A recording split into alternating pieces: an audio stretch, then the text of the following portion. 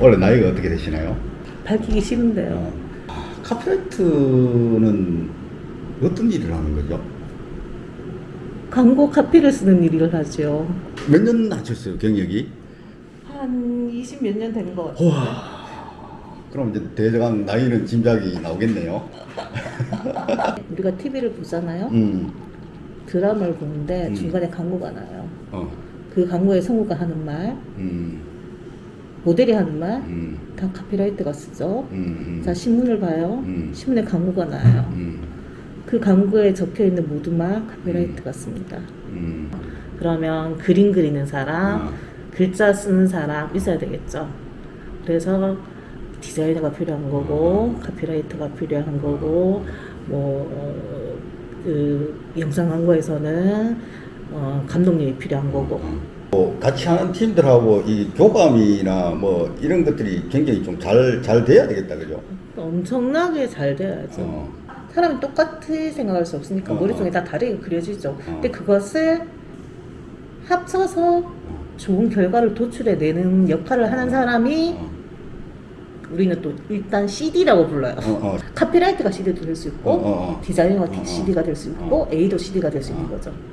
카피가 차지하는 부분이 어느 정도 되는 거예요, 중요도가? 20 몇 년 전에 처음에 카피라이터를 시작할 때 사람들이 항상 하던 소리가 있었죠.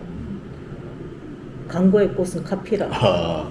매일에 남는 카피만 하나 있다고 그 광고가 항상 잘 된 것도 아니고 비주얼 하나로 그냥 카피 없이 끝내주는 광고도 있잖아, 사실 요즘에.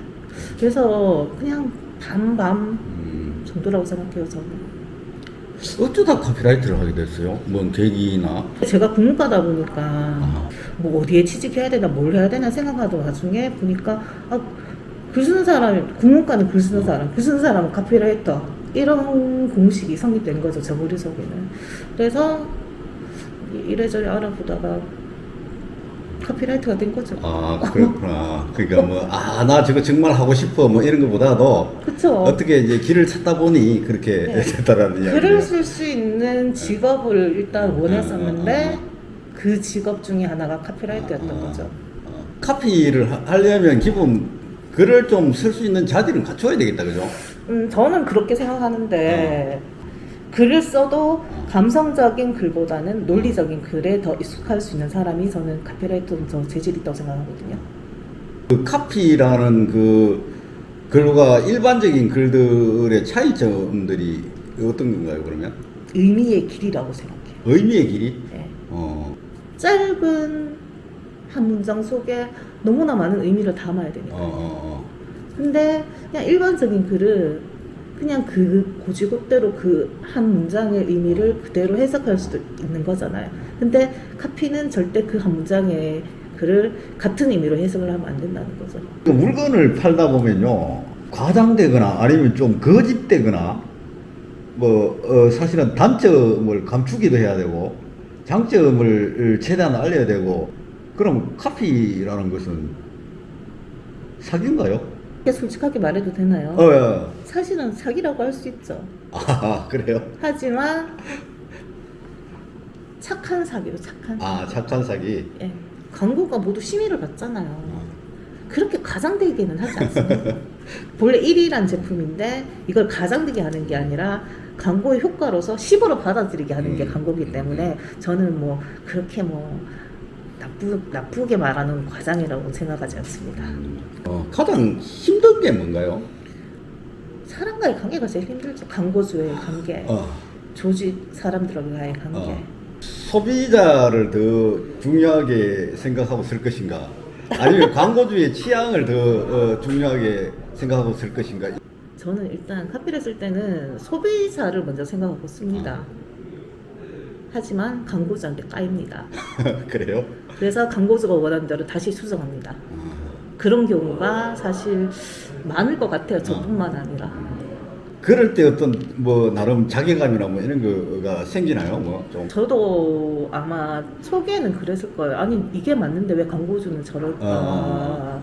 그런 부분이 참 많았었는데 지금은 뭐 당연한 거지. 일단 내가 원하는 대로 한번 광고주한테 들이밀어 봤다는 것만으로도 그냥 만족하자. 많이 쓰는 것 중에 이제 채택되는 거는 일부분일 거고 나머지는 다 이제 버려야 되는 거잖아요. 그렇죠. 그때 심정이 어떤가요? 아깝죠. 아깝지. 네. 아깝지만 아마 요거를 필요로 하는 상품이 또 있을 거야 분명히. 이건 정말 아까운데 꼭 써먹어야지 하는 생각은 합니다. 카피라이터는 창의적인 직업인가요? 그냥 뭐 일반적인 업무인가요? 창의적인 직업이죠. 그냥 광고주의 입김이나 뭐 이런 것들로 해서 본인의 창의력이나 이런 것들이 많이 침해당할 수도 있잖아요. 하지만 기본적으로 제일 처음에 아이디어는 창의적이잖아요. 그것이 광고주나 뭐 기타 등등에 의해서 수정되고 깎이고 없어질 수 있는데, 일단은 내가 처음에 생각하는 광고 카페인은 창의적이라고 생각하고 내놓거든요. 그 광고주를 비롯하여 내 윗사람이 커트 할 수 있는데, 그 부분 중에서도 내 생각이 딱 있는 부분이 있을 수 있어요. 그러니까 저는 그래요. 그 부분을 보면서 그만큼의 만족을 하는 거지. 자, 20년 정도 해오면서 카피라이터라는 직업은 매력적인 직업입니까? 엄청 매력적이죠. 매력적이지 않았으면 제가 그렇게 오래 하지도 않았을 것이고, 내가 만든 광고가 나왔을 때 사실 어렸을 때 너무나 우쭐했어요. 세상에 내가 만든 무엇인가 나왔다는 그 기쁨이 있더라고요. 그러니까 새로운 걸 창조했다는 그런 기쁨이 생기는 것 같더라고요. 저는. 본인의 글들은 한 번씩 씁니까? 상업적인 이 카피 외에 본인의 글. 안 쓴 지 오래됐죠. 그런 욕구 같은 건 있나요? 항상 있죠. 글을 쓰는 사람이니까. 꿈이 죽기 전에 책 한 권 내는 건데, 광고계가 힘들잖아요, 사실. 일이 많아요. 그러니까 뭐 이것도 변명이지. 근데 내 스스로 나를 위한, 정말 내 자신만을 위한 글을 쓰기에는 시간이 잘 없어요. 그만큼 내 머리를 거기에 할애할 수 있는 공간이 없는 거예요. 카피라이터들이 싫어하는 것 중에 하나가, 야, 글 한 개만 써도 그런 거 똑같은 거예요. 왜냐면 나 회사에서 맨날 쓰는데 쓰기가 싫어요. 맞아. 너무 지쳐버리니까. 하지만 뭐 저 꿈은 아직도 책 한 권입니다. 그래. 사실은 그거를 수단으로 생계를 유지하고 벌어먹고 사는 건데. 맞습니다.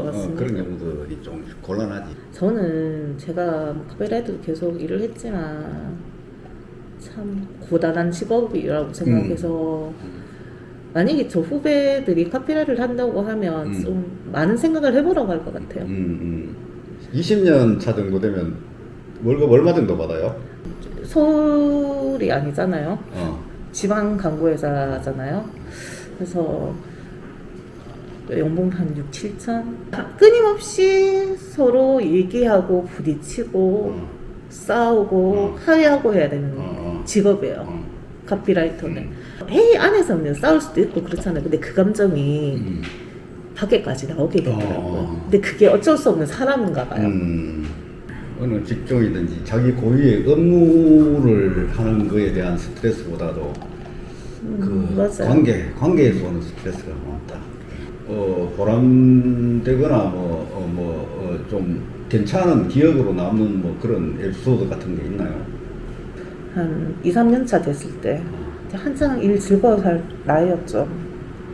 그 당시에는 어디 촌에, 그렇죠, 지역에 아주 공장 하나 지어서 이제 하고 있을 때였어요. 그때 처음으로 그 치킨 회사가 우리나라 최초로 어떤 소스를 만들었어요. 그래서 이건 대박이다 싶어서 이제 광고를 시작하게 된 거죠. 그때 그 광고를 처음부터 그 소스 맛봐가면서 했던 게 지금은 국내에 1, 2위를 다투는 브랜드가 되어버렸어. 근데 그게 가장 기억에 남죠. 근데 참 슬픈 거는 그 브랜드가 그래서 초창부터 참 힘들게 같이 일을 했는데 서울에 진출하는 순간 광고회사를 서울로 바꾸더라고요. 굴지의 기업이 되니까 그렇죠. 결국은 이제 떠나가는 거예요. 참 그런 아쉬웠죠. 맞아. 그래도 참 뿌듯한 경험이라고 할 수 있죠. 인터뷰를 해주셔서 대단히 고맙습니다. 승승장구하시기 바랍니다. 고맙습니다. 네.